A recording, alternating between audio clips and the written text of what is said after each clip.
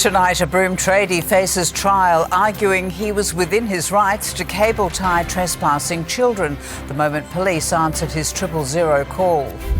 A popular Northbridge nightclub raided, under investigation for operating without a liquor licence. New life for aged care, almost $6 billion to keep older Australians safe and at home, ending decades of misery. Anti-weapons protesters double down on a second day of action as police push for greater powers in Melbourne. A diet warning for expectant mums, how your child could pay for what you eat. And fast food fight cooking in our northern suburbs, why residents have a beef with plans for a new McDonald's. Live from Perth, 7 News with Susannah Carr. Good evening. A WA tradie has gone on trial accused of unlawfully restraining 3 young children with cable ties outside his Broome property. The vision of the incident shocked and divided Australia. Today, the 46-year-old defended his decision, arguing the citizen's arrest was lawful as the kids were trespassing. So you don't have to talk to me, okay, unless you want to. A caution after capturing and cable tying children. Matt Radulich tells police this is the 5th time his Cable Beach home has been broken into in 3 months. Are they going to pay for it? There's no consequences for anyone. Yeah. Just for me. Those consequences charged with 3 counts of aggravated assault. He's pleaded not guilty. How do you plan to argue this case? Police say the use of restraints on children under 8 was unnecessary. This vision shocked and divided the nation. The children were trespassing and swimming in his pool, but police say they complied with his direction to get out. Don't worry, police is going to take care of it. There were multiple 000 calls that afternoon as the situation became increasingly volatile. The 46-year-old electrician was first and frank about his citizen's arrest. They're tied up with rope, are they? Cable ties. With cable ties, okay. And they're not injured or anything at all? No, they're just scared and crying. The court heard the police job was given a priority 3. It took officers 37 minutes to arrive at the address, just 5 minutes from station. Radulich's lawyer argued the detention was lawful. It's not about race or vigilantism, it's a property owner who ticked every single box in terms of a citizen's arrest. Anything you would like to say to the children or their family? Whether it was reasonable will be up to the Kimberley magistrate. Radulich will learn his fate on October 4. In Broome, Lucy Murray, 7 News. Police have raided a popular nightclub in Perth's party precinct after it was banned from selling alcohol. The venue is under investigation for operating without a liquor licence. As Rachel Tassica reports, the owner is also the founder of a collapsed Perth building company. A daylight raid on a place that only opens at night. Police swarmed this Northbridge nightclub yesterday. Officers from the Liquor Enforcement Unit spent hours at the Lake Street venue, seizing a number of items during the search, including a large amount of alcohol. The nightclub was formerly known as the Library. The Library's liquor licence was suspended in March, making it illegal for the venue to sell or supply alcohol. It has since rebranded under the new name Preach. An application to transfer the licence has been made and is currently under consideration. Perth businessman Yusuf Khan is linked to both the Library and Preach. The 34-year-old and his wife's building company, Modco, collapsed last year. Channel 7 does not suggest that Mr Khan is guilty of any offence or wrongdoing. In a statement, the government says it scrutinises all liquor licence applications to ensure that the applicant is a fit and proper person to hold a licence. Police say the raid is part of an ongoing investigation and at this stage, no charges have been laid. 7 News understands one of the lines of inquiry is if the venue has hosted private parties. Khan was seen driving past while police were raiding his club. Rachel Tassica, 7 News. The search for a missing canoeist south of Perth has ended in tragedy. The body of Francis Nelson was discovered yesterday afternoon. The 66-year-old was last seen leaving his campsite at Nanga Brook at the weekend. His empty canoe washed up hours later. His death is not being treated as suspicious. There's good news tonight for millions of Australian families struggling with the trauma of aged care. Canberra is delivering a $6 billion promise to change the sector forever. It's aimed at keeping older Australians safe and, where possible, in their homes. 3.5 years after a Royal Commission exposed a system of neglect, violence and abuse. Today we are putting the care back into aged care. Securing bipartisan support to reinvent aged care funding so older Australians can remain at home longer. A $5.6 billion package, most on a new supported home scheme, cutting waiting times for packages from 12 to 3 months and faster access to essentials like wheelchairs and walkers. All clinical care paid by government, participants making means-tested contributions for additional care like gardening, cleaning, showering and dressing. Australians will get the support they need and make a reasonable contribution according to their means. No fee increases for those already in care, but for new entrants, means-tested daily fees indexed every 6 months.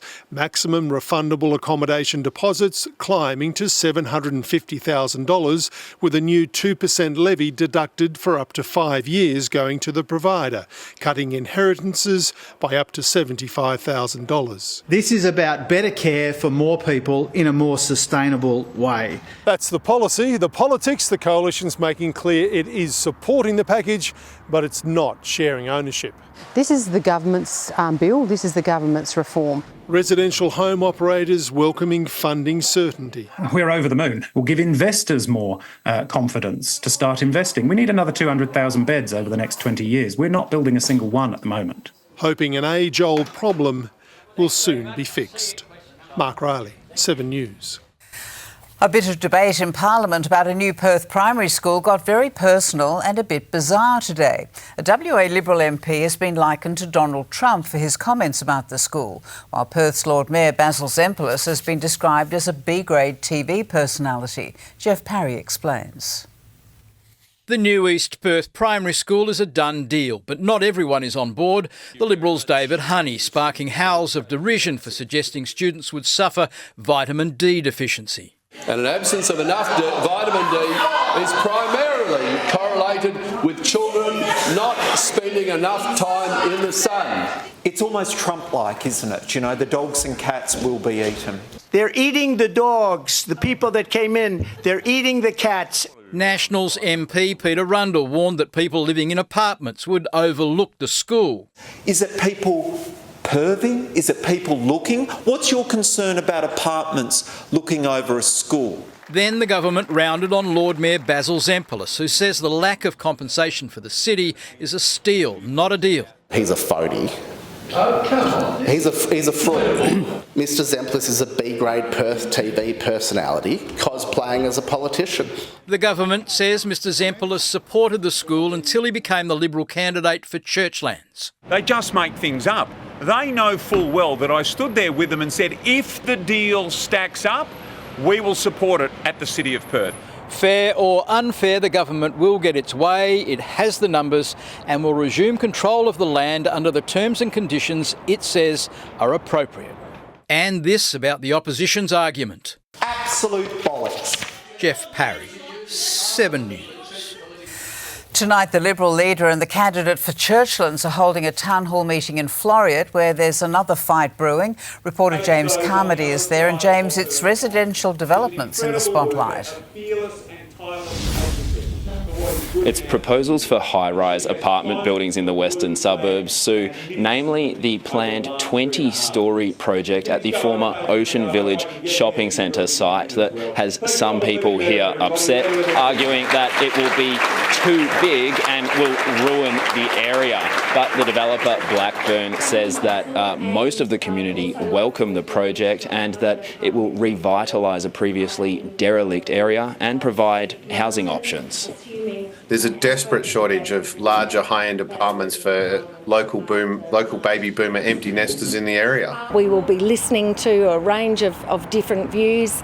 Obviously, this is another community that feels sidelined by the Cook Labor government. You can't trust her. She simply goes to different groups and says different things. So Libby Metten goes to the Property Council, goes to housing industry groups and says we need to cut red tape. And then she goes to resident forums and says the complete opposite. There's about 250 people here tonight and many are still to speak. Sue. James, thank you. Melbourne has been spared a repeat of yesterday's violence as activists returned to the streets in much smaller numbers to protest against a major defence expo. No police were injured today, but one man had urine and faeces poured on him as he was trying to enter the conference. What a difference a day makes. That was yesterday. This was this morning. You know what we think about Palestine? I don't agree with it. That. A small group of protesters themselves being heckled and calling on police for help. We're protesting, he's agitating. Right, get rid of him. Get rid of him. Police did before the protesters turned their focus on the Land Forces delegates. You haven't got a shoe bag from the genocide convention that you've been at all day? Those protesters, half of them probably didn't know what they're protesting about. On day 2 of the weapons conference, tables turned. Heavily outnumbered by police today. Yes, I know. The state government declared the event a designated area, giving police the power to search without a warrant and force protesters to remove face coverings. That didn't appear to help yesterday, but today police went through their belongings, confiscating bags of marbles from this man. What do you think is going to happen? You bring something like that to an event like this, you're clearly there to launch the police. Or worse than police, just general people doing their job. Others were forced to remove face coverings, their powers the government wants to expand. We will be looking at whether we can have those designated areas more regularly, more often and for longer. To avoid a repeat of yesterday's violence. Police were pelted with metal, acid and manure.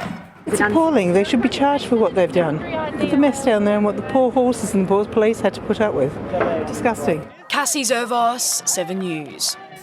The Defence Minister has stripped army officers of their medals at the end of a probe into Afghanistan war crimes. Tonight, veterans are furious at the decision and the timing, just days after a Royal Commission into Defence suicide was handed down. 26,000 Australians served in Afghanistan, most with honour and dignity. Craig, no! Craig, stop! But the alleged actions of a handful will forever stain their reputation. This will always be a matter of national shame. 4 years after the Brereton War Crimes Inquiry found credible information, 25 SAS personnel unlawfully killed 39 Afghans.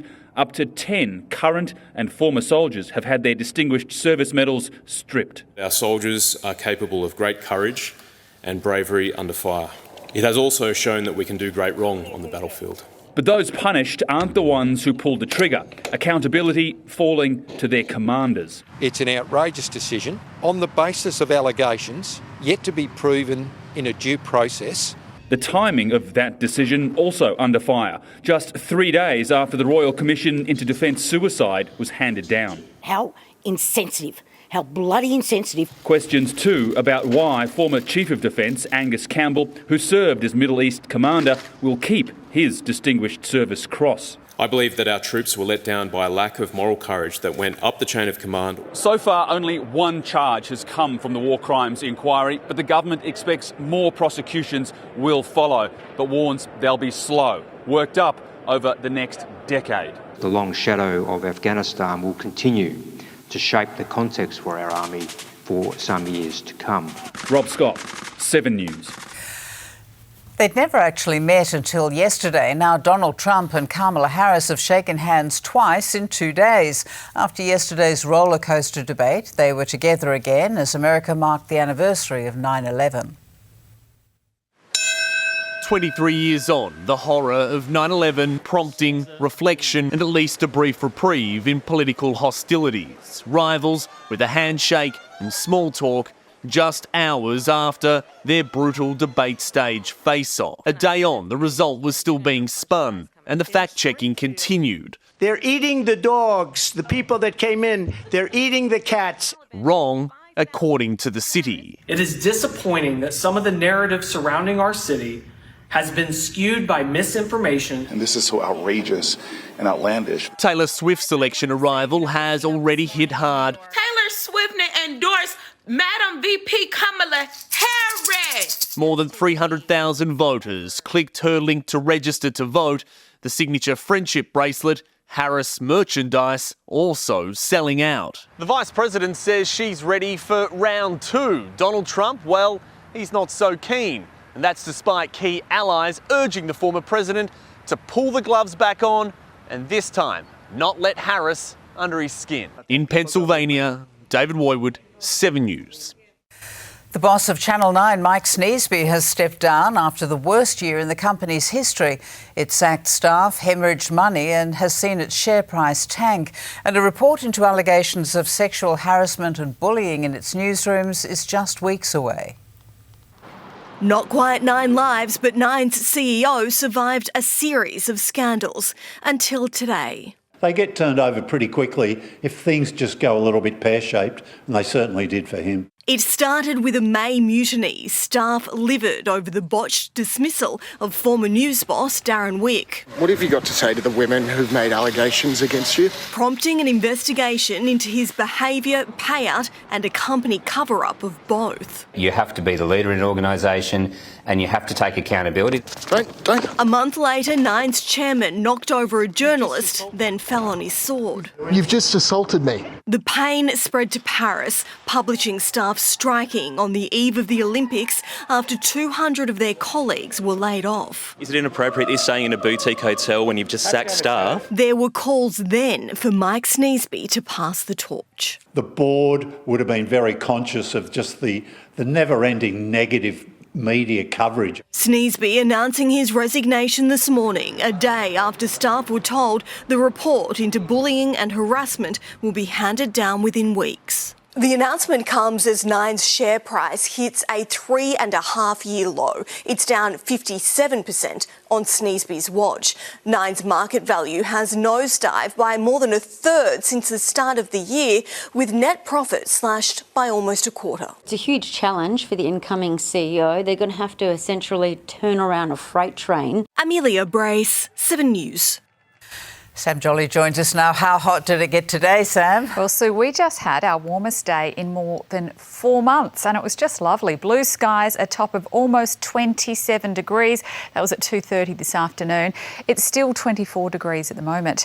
For the rest of the metro area, a mostly easterly wind flow again. Swanbourne was our hottest spot, 27.6 degrees there this afternoon. We had 27 at the airport and for Hillary's, 26 for Rockingham and Baldivis. We have this west coast trough working with a high to give us our run of sunshine. Of course, we always need some rain. There doesn't seem to be any on the horizon for the next 7 days. And the forecast has changed a little bit. It's now looking even hotter tomorrow and for our weekend. I'll have the details for you shortly, Sue. Thanks, Sam. You're watching 7 News live from Perth. Coming up, food fight. Why Two Rocks residents have a beef over plans for a new McDonald's. Details soon. A shocking road rage attack caught on camera on a major Perth highway. An update on a beloved WA icon. What's next for the Leeuwin after a crash at Fremantle Port? See the moment rock legend Bon Jovi saves a woman's life. And the royal statue that's raised more than a few eyebrows. That's later. An angry driver has been caught on camera choking a man while throwing punches in a shocking road rage incident in Perth's southeast. It happened around 1:30 yesterday afternoon at the intersection of Hale Road and Tonkin Highway in Forestfield. One driver has told 7 News the pair were yelling at each other through their windows before it turned violent. The incident was not reported to police. Crews have begun picking apart the damaged Leeuwin, salvaging what little they can before repairs on the iconic ship get underway. The Leeuwin was berthed alongside Fremantle Harbour when she was hit by a large cargo vessel 2 weeks ago. This is the first time we've seen up close how badly the ship was mangled. The Leeuwin Ocean Adventure Foundation says it's been inundated with offers for help from around the world. For so many, it's been a decade of unanswered questions. It was 10 years ago today that little William Tyrrell disappeared, marking the beginning of one of Australia's biggest unsolved mysteries. Benaroon Drive, Kendall, 10 years on and still no light shed on what happened to the little boy in the Spider-Man suit. William Tyrrell. Police emergency, this is Simone. Yeah, hi, my son is missing. He's 3.5. Since that 000 call, zero progress. We're talking the disappearance of a 3-year-old child and lives have been destroyed because of this, and still we haven't provided any answers. It's been 5 years since the original lead detective Gary Jubilan left the case and the force, but he says it's time for an inquiry into the police handling of the investigation. I think people need to be accountable. His primary concern, the treatment of William's foster parents. Need to know where he is. Current investigators believe she knows exactly what happened. Their theory, William fell from the veranda. She panicked and disposed of his body. From Jubilan? I investigated homicide for over 20 years. I'd never stood up and said, I know who's done this. He still believes it was a known sex offender. 18 were registered as living within 30 kilometres. I certainly am convinced that it's a third party. In Kendall, locals say William will be remembered today. You do then have that, ache for the person that's missing a little boy. It's just upsetting that all these years it hasn't been found. With reminders, there's still $1 million reward on offer. Somebody out there knows something about this case. William Tyrrell's disappearance from this backyard 10 years ago became one of the highest profile missing persons cases in Australian history. The next chapter begins in November, the final hearings of the coronial inquest. With prayers, the outcome isn't an open finding, officially giving William a cold case classification. Chris Reason, 7 News. Rock legend John Bon Jovi has prevented a tragedy, persuading a woman to step down off a ledge in Nashville. In a case of the right place at the right time, the singer had been filming a music video nearby when he and an assistant noticed the woman about to jump off a bridge. He coaxed her back over the railing and gave her a hug. Local police praised him for his actions. After the break, bun fight. A fast food showdown brewing in Perth's far north. Why there's outrage over plans for a McDonald's. A child pricked by a needle at a WA primary school playground. Plus, crucial new research on the impact a mother's diet has on her baby's health. And controversy around a brand new royal statue. Who do you think this is? That story soon.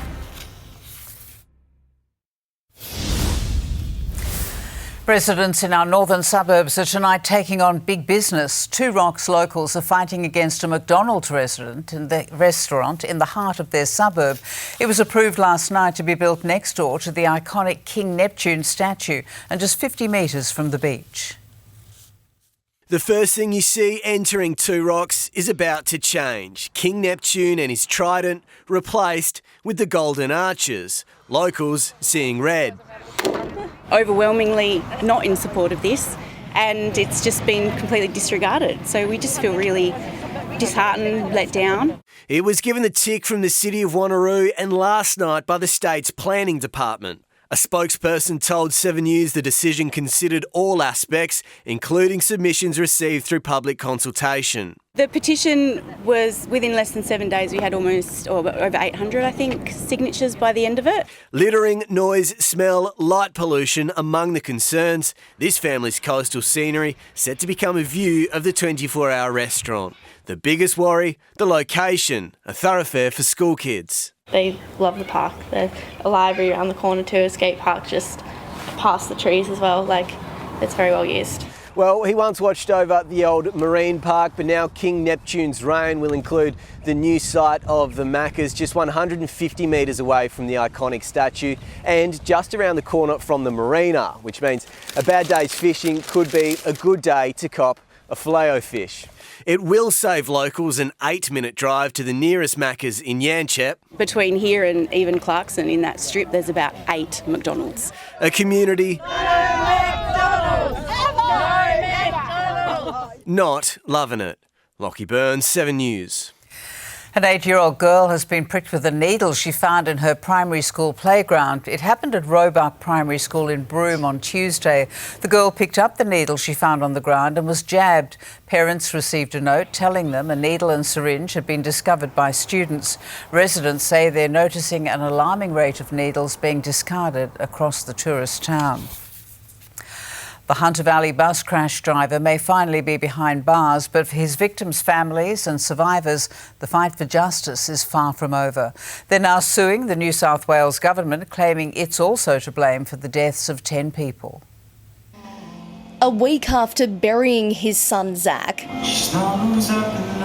Adam Bray began mounting a legal battle, not against Brett Button, but the state's Transport Authority. They've contributed massively to the death of my son and none of his beautiful friends. Hundreds impacted by the Hunter Valley bus crash agree. Victims' families, survivors, first responders, medical staff joining a class action filed in the Supreme Court today, just 24 hours after Button was sentenced to at least 24 years jail. For me, they're equally accountable. Transport New South Wales is accused of failing to maintain safety and infrastructure standards on Wine Country Road where the bus tipped. Transport for New South Wales have got a hell of a lot to answer for. So too Link Bus Lines, which is expected to be added to the lawsuit after employing Button with no background checks despite his opioid addiction. Out of respect for the grieving families, survivors and first responders, Adam Bray wanted to wait until today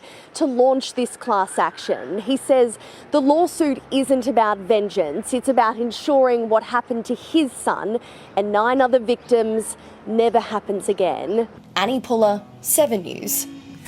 Western Australia Senator Fatima Payman has given an interesting speech in Parliament. Targeting the youth, she was using language incomprehensible to many older Australians. You can forgo skull emoji all about watching Duke Dennis or catching a dub with the bros on Fort. Chat, is this Prime Minister serious? She was criticising the government's cost of living policies, housing crisis and social media ban. It's a skin condition that affects 1/3 of all women, with sufferers shelling out for costly treatments that don't work or can aggravate it. But dermatologists say there's a more effective and less invasive way to treat melasma for a fraction of the price. Nicole De Bryan has tried just about everything in her quest for clear, even skin. I've spent thousands of dollars on lasers and home DIY treatments. It did not work. She's part of the 1 in 3 women in Australia who've been diagnosed with melasma. You don't have that confidence. You don't feel your best. Melasma is a really common skin condition that causes pigmentation that's challenging to treat. In the past, many women have resorted to promises of expensive skin ointments and lasers, which could make it worse. Many laser treatments can aggravate melasma, particularly if not done in expert hands. I've wasted time, money, effort. Now, experts believe fighting the key cause of melasma is the better approach, using a special tinted sunscreen, simpler and more affordable. They contain iron oxide pigment and hence they look brown. And the pigment is there to protect from visible light. Melasma can happen to women from their mid-20s through to their 50s due to sun exposure, medication, genetics, hormones, even pregnancy. But a tinted sunscreen blocks both visible light and UV radiation, making it the most effective treatment yet. So you really need a teaspoon of sunscreen per body part. We recommend SPF 30 or above in Australia. You can buy sunscreens that are SPF 50, but you don't need to. To treat and prevent melasma, read the fine print. Buy tinted sunscreens with iron oxides listed in the list of ingredients. I've now got the results what I need. Katrina Blowers, 7 News. And still to come, a new study on just how influential a woman's diet is during pregnancy and the impact it has on her unborn child later in life. The jaw-dropping price Qantas is paying to replace Alan Joyce as CEO. And coming up in sport, Ken Hinkley on his coaching future. Eagles, Port, what's next? Plus the AFL's newest millionaire and a new captain to lead WA's golden era of cricket. Now, Fuel Watch. Perth's petrol prices brought to you by Fuel Watch and 7 News.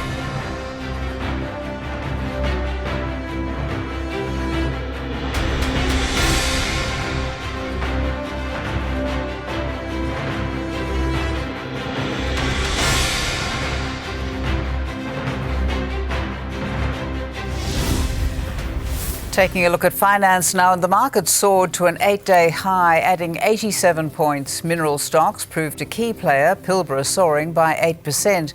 Buy now, pay later company Zip also rose. Gold is trading at $2,520 an ounce.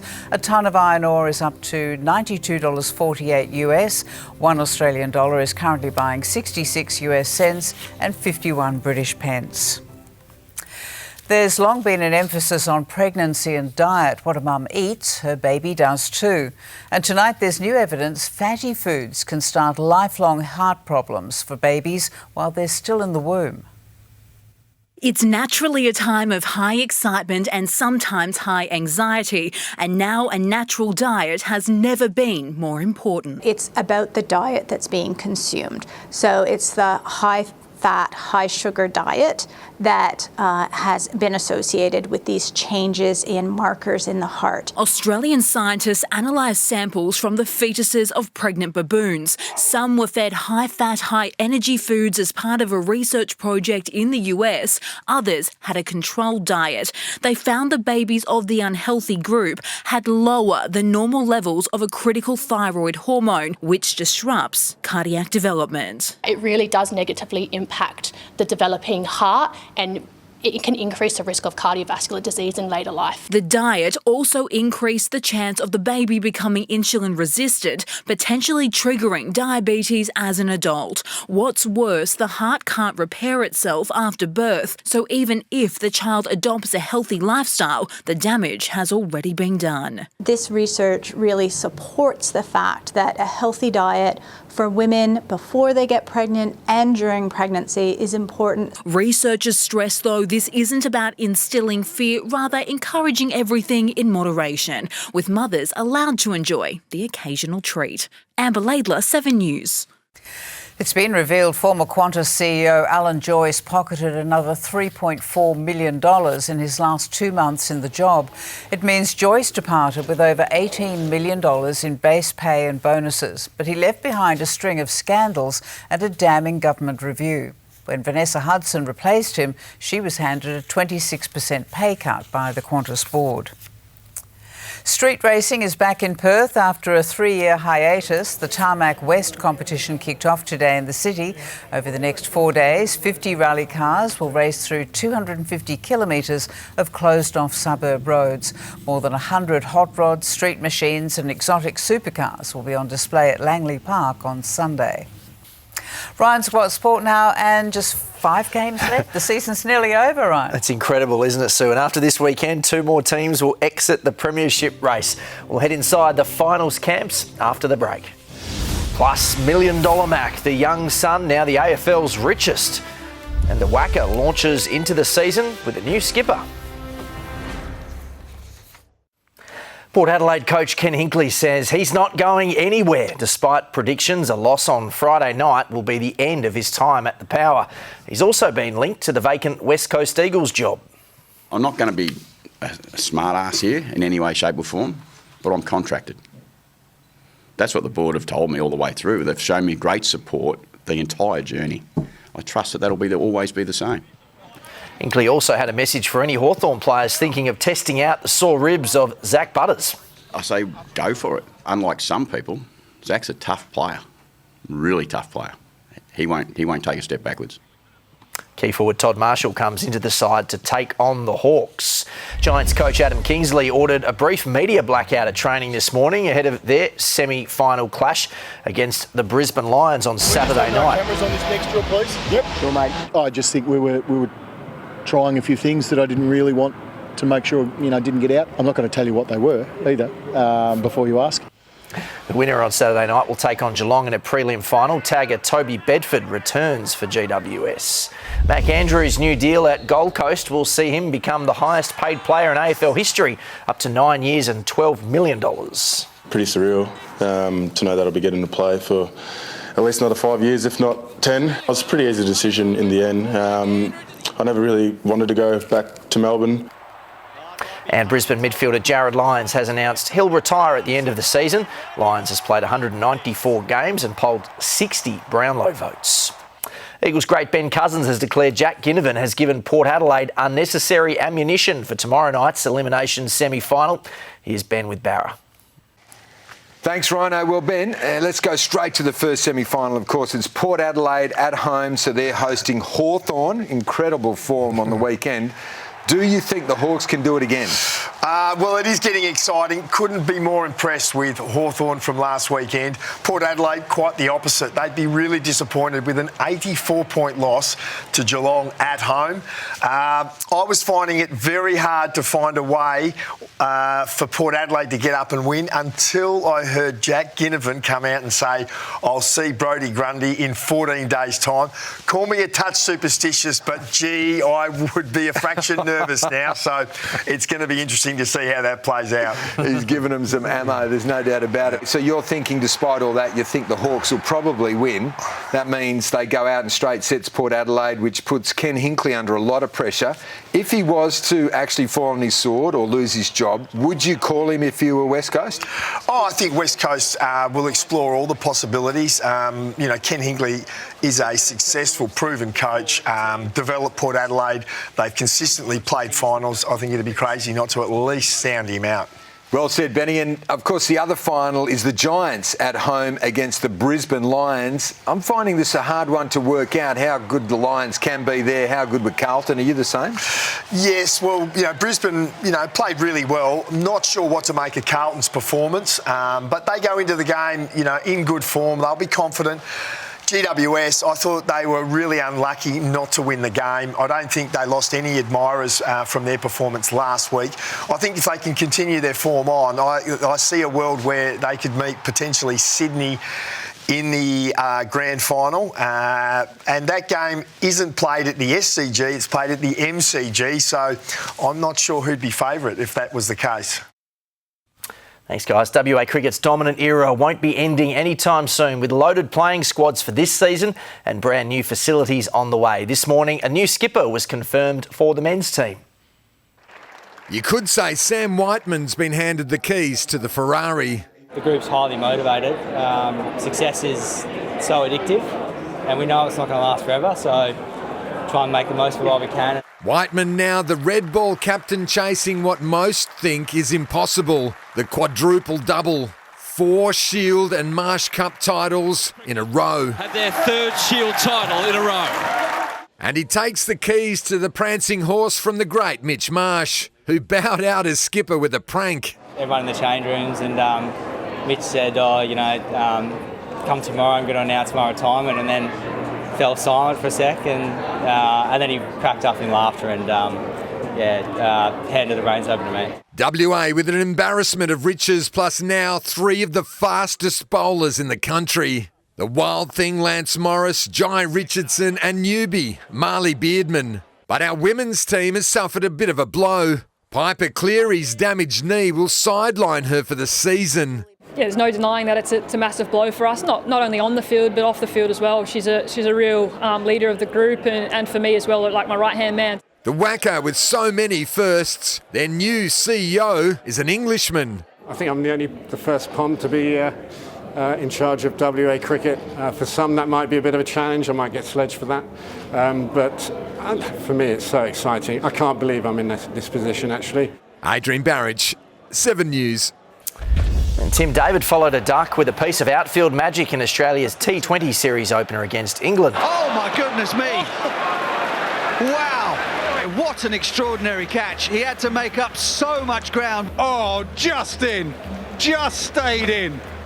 That is quite brilliant. Longer. Earlier, Travis Head clubbed 30 off one Sam Curran over on his way to 59 off 23 balls. The Aussies won by 28 runs in Southampton. And Sue, the Eagles AFLW side are in action tonight against the Bulldogs. They lead by 4 points, 10 minutes to go. Oh, everybody loves a close game. That's right. Thanks. There's growing controversy over a bronze statue of the late Queen Elizabeth unveiled to commemorate the 2nd anniversary of her death. Critics say the artwork is an insult to the longest-serving monarch, with some comparing it to the movie character Mrs. Doubtfire. In Northern Ireland's Antrim Castle Gardens, bemused locals are doing double takes. I think it does bear a slight resemblance. I mean, I think it could be a better resemblance. Visitors say Her Majesty's latest statue is oddly small, yet somehow beefy. I think the size is what struck me as, is it accurate or not? They complimented the corgis, but the harshest critics say this Queen Elizabeth resembles Robin Williams' classic film character, Mrs. Doubtfire. Matchmaker, matchmaker, make me a match. Commendations for the late Prince Philip's stooped likeness, far better than this previous effort which scared children and was removed. Cristiano Ronaldo's bust had an entire makeover. Tennis legend Andy Murray lost for words at his terracotta warrior.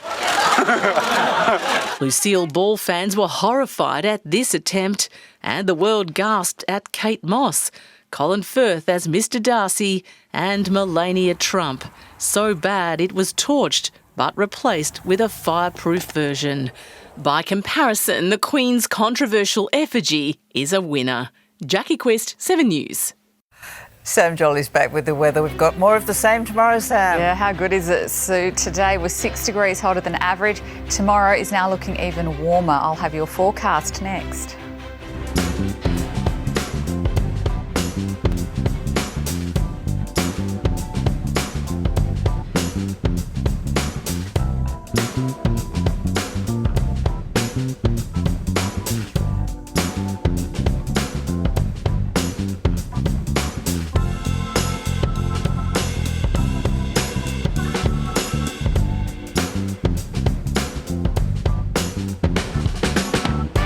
The 7 News app will give you the news you want when you need it.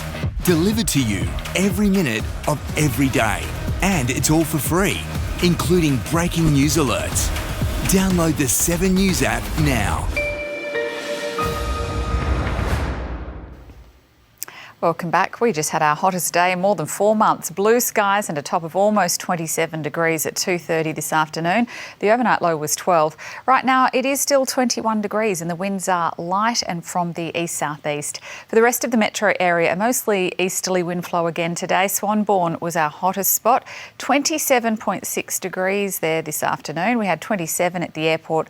Same for Hillary's, and then it was 26 for Rockingham and Mandurah. We do have a high and a west coast trough combining to give us this run of sunshine. That means no rain on the horizon for at least 7 days. Taking a look at the national forecast, showers easing in Brisbane tomorrow.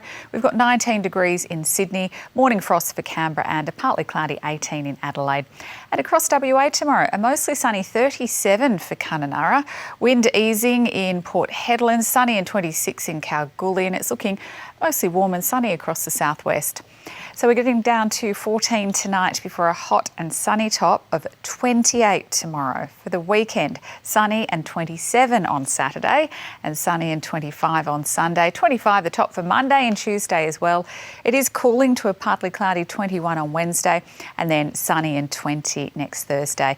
And we have a special celebration tonight. Happy 100th birthday to Carmela Gatzia from Hamilton Hill. She has 4 children, 11 grandchildren, 23 great-grandchildren and 8 great-great-grandchildren. And we have a big anniversary tonight. Margaret and Jeff Burke from Bassendean were married on this day 60 years ago. They have 3 children, 9 grandchildren and 3 great-grandchildren. Congratulations.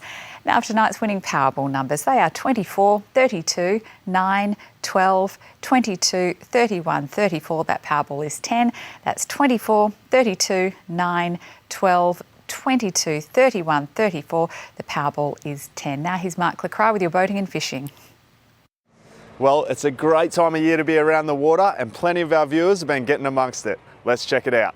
Expect east to southeasterly winds 10 to 15 knots, swinging southerly in the middle of the day, then back to east-southeasterly in the evening.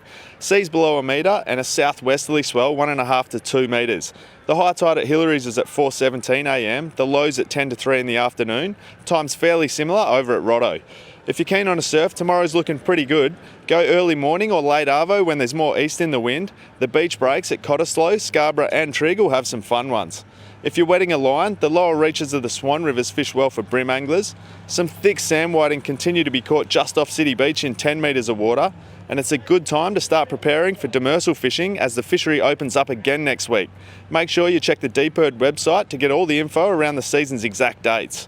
And check out tonight's viewer picks. Jack Faulkner, his brother Leeuwin and dad Sam scored these ripper snapper from a holiday in Denmark. Luca Pagliarici caught this nice bream at Freshwater Bay, a cracker fish. And check out this whopper Red Emperor Steve Nichols reeled in on a recent trip to the Montebello Islands. Awesome stuff from Jack, Luca and Steve. You and your family have also hooked yourself a $200 service voucher from Automasters. Drop us a line to fishing@7.com.au for your chance to win an Automasters voucher too. Some awesome catches there. I'll see you again tomorrow night for a look at the weekend. Thanks, Mark, and thanks for your company this Thursday night. We'll have 7 News updates throughout the evening, and Home and Away is next. Enjoy your night here on 7.